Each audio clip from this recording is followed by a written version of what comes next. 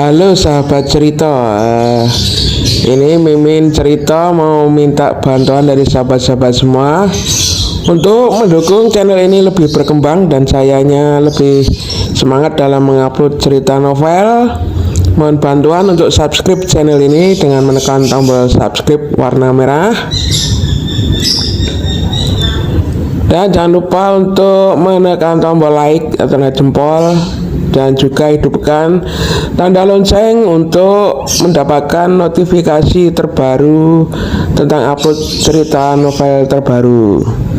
Dan jika memang bermanfaat, silahkan share ke sahabat yang lain. Terima kasih dan selamat menonton cerita selanjutnya. Air Hujan, karya author Neneng Susanti, episode ke-157.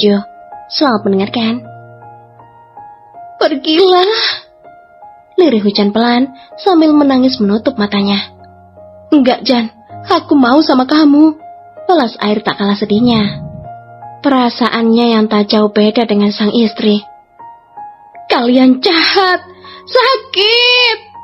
Laki-laki Hujan berteriak, mengeluhkan rasa sakit di tubuhnya. Bukan hanya luka sayatan di dada atau luka di bagian kewanitaannya, tapi tubuh dan pergelangan tangannya pun terasa remuk karena tali yang mengikatnya kemarin. Jan, jangan gini, kakak peluk ya, tawar Air tak tega saat Hujan semakin menjerit. Keluar kamu! Ana menarik tangan Air untuk keluar dari kamar perawatan. Gak mau, Bun, kakak mau peluk Hujan, tolak Air melepas cekalannya. Kamu gak dengar? Hujan tadi minta kamu pergi. Keduanya berdiri saling berhadapan dengan tatapan yang berbeda. Ana dengan kilatan amarahnya, sedangkan Air dengan sorot mata teduh seraya memohon. Kakak suaminya, Bun. Hujan butuh kakak. Pintanya lagi agar Ana sedikit saja mengerti perasaannya yang ingin ada di sisi Hujan dalam keadaan apapun itu. Ana tetap bergeming. Ia yang memang keras kepala masih meminta Air untuk keluar. Pemuda yang merasa lelah lahir batin itu pun hanya bisa menatap sang istri dari jauh sedang menangis terseduh-seduh. Kakak tunggu di luar ya, pamitnya pasrah. Melihat Hujan mengerang kesakitan meminta tolong, kini seakan menjadi momok menakutkan bagi Air. Air membuka pintu dengan pelan. Ia melihat dua penjaga di depan yang sedari tadi bersiap saat terdengar keributan di dalam. Tuan muda, enggak apa-apa, aku mau ke kantin sebentar, jawab Air yang tahu maksud dari salah satu pengawalnya itu. Si sulung melangkah gontai ke arah lift, masuk ke dalam kotak besi itu untuk menuju kantin di lantai dasar rumah sakit. Setidaknya dia butuh sesuatu untuk menyegarkan otaknya pagi ini, karena terhitung sudah 2 hari ini ia sama sekali tak beristirahat, bahkan melupakan juga makan dan minumnya. Sampai di kantin, Air hanya memesan segelas teh hangat, sadar akan perutnya yang belum terisi apapun sejak kemarin sore. Duduk di kursi paling ujung adalah pilihan yang tepat baginya saat ini untuk menyembunyikan raut wajahnya sedih dan kecewa. 2 tahun, kebahagiaannya bagai hilang dalam sekejap mata. Pah, lirihnya saat Air mencoba menghubungi papanya. Anak kesayangan Rahardian itu selalu mencari sosok Reza dalam hal dan keadaan apapun itu. Ada apa, Kak? Hujan baik-baik aja kan? Tanya Reza saat mendengar si sulung terisak. Hujan terus teriak-teriak kesakitan.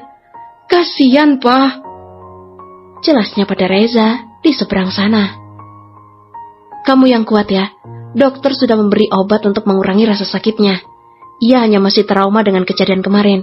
Kamu harus sabar saat menghadapi Hujan yang mungkin akan sering histeris, pesan Reza sambil menghela napas. Ada Bunda, Pak. Kakak diomelin Bunda. Kakak diusir Bunda gak boleh deket-deket sama Hujan. Padahal kakak pengen peluk Hujan buat tenangin dia. Adu Air sambil terisak. Kini ia tak lagi bisa menahan tangisnya. Bunda Hujan datang? Tanya Reza kaget. Iya, jawab si sulung sambil mengangguk seakan Reza ada di hadapannya. Ya sudah, kamu turuti dulu keinginan Bunda ya. Bagaimanapun kita harus mengerti perasaannya. Mamamu saja seterpukul ini, apalagi Bunda. Kakak paham kan? Ucap Reza menenangkan putranya yang sendirian berada di rumah sakit. Iya, tapi Papa cepat kesini ya. Kakak takut. episode ke-158. Selamat mendengarkan. Iya, tapi Papa cepet kesini ya. Kakak takut. Iya, mamamu baru saja tidur. 2 jam lagi Papa kesana ya. Jawab Reza. Gak mau, itu kelamaan, Pak. Bunda serem banget. Rengeknya memohon. Iya, Papa mandi dulu. Kakak tunggu di kantin ya. Reza mengakhiri sambungan teleponnya dengan sang putra. Ia membuang napas kasar sambil memicit pelipisnya berdenyut.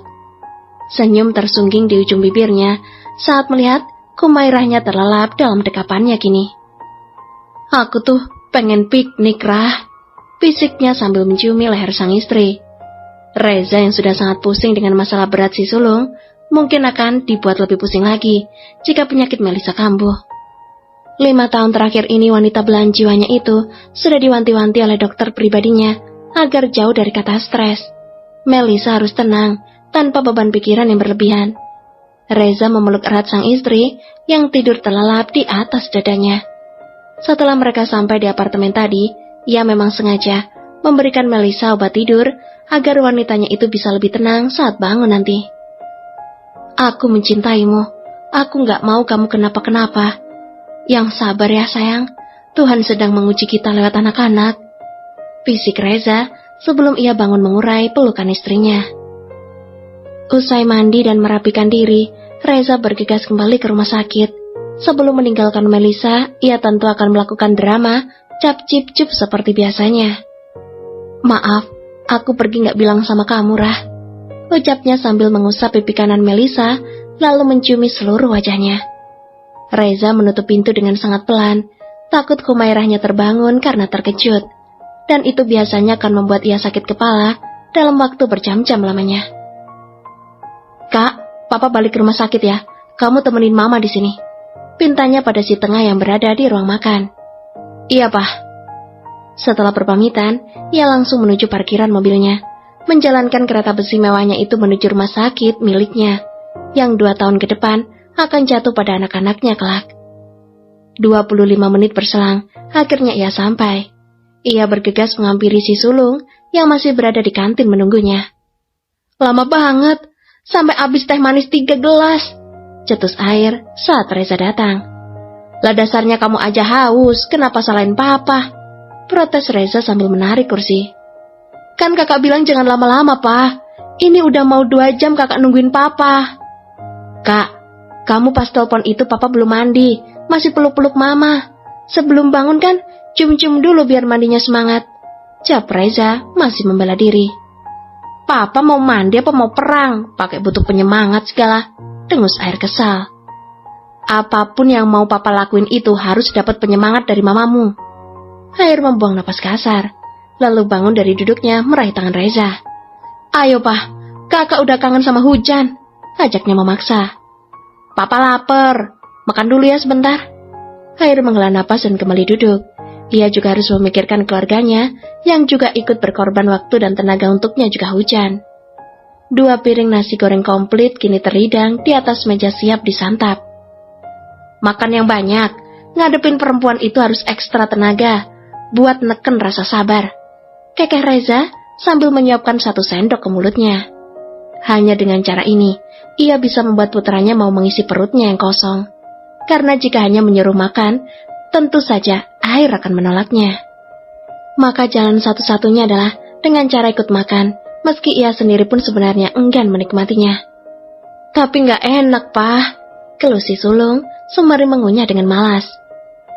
Enak ditelen, gak enak juga ditelen kan? Habisin semua, biar kamu bisa punya tenaga buat cium hujan. Koda Reza langsung membuat anak kesayangannya itu tersenyum. Maafin Papa ya, Kak.